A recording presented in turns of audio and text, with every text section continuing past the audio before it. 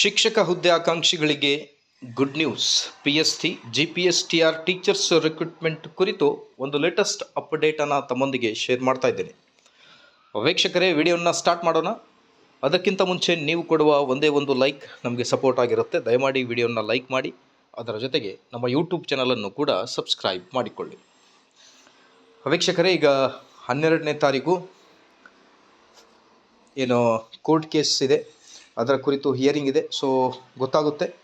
I think ಆ ಒಂದು case clear ಆದ ತಕ್ಷಣವೇ ಶಿಕ್ಷಣ ಇಲಾಖೆ ಸಿದ್ಧತೆಯನ್ನು ಮಾಡಿಕೊಂಡಿದೆ ಅನ್ನೋದ್ರ ಬಗ್ಗೆ ಮಾಹಿತಿ ಕೂಡ ಬರ್ತಾ ಇದೆ. ಶಿಕ್ಷಕರ ನೇಮಕಾತಿ ಕುರಿತು ಆದಷ್ಟು ಬೇಗ ಅಧಿಸೂಚನೆಯನ್ನು ಹೊರಡಿಸಲಾಗುವುದು ಅನ್ನೋದ್ರ ಬಗ್ಗೆ ಮಾಹಿತಿಯನ್ನು ಕೂಡ ನೀಡಿದ್ದಾರೆ ಶಿಕ್ಷಕ ಆಕಾಂಕ್ಷಿಗಳಿಗೆ. So Primary and Secondary Education Minister Madhu Bangarappa said there was currently a shortage of over 51,000 teachers in the state.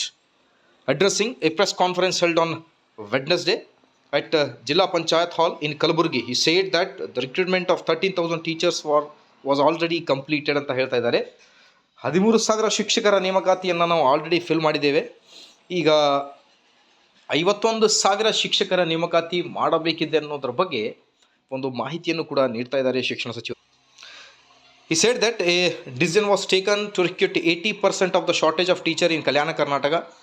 Recruitment of 5,008 teachers throughout the TET examination was ordered. The process of recruiting 5,000 teachers for the remaining post was ongoing anta ide. So he assured that 100% recruitment would be completed before the beginning of the next academic year anta ide. So I think most probably ಮುಂದಿನ ಶೈಕ್ಷಣಿಕ ವರ್ಷದ ಮೊದಲೇ ಶಿಕ್ಷಕರ ನೇಮಕಾತಿ ಆಗಬಹುದು ಅನ್ನೋದು ಒಂದು hope ಇದೆ. ಸೊ ಸ್ಟೇಟ್ಮೆಂಟ್ಗಳನ್ನೇ ಬರ್ತಾ ಇವೆ, ಬಟ್ ಅಧಿಸೂಚನೆ ಇನ್ನೂ ಕೂಡ ಬರ್ತಾ ಇಲ್ಲ. ಆದಷ್ಟು ಬೇಗ ಅಧಿಸೂಚನೆ ಬರಲಿ. ಮಾಹಿತಿ ಇಷ್ಟದಲ್ಲಿ please like, share and subscribe.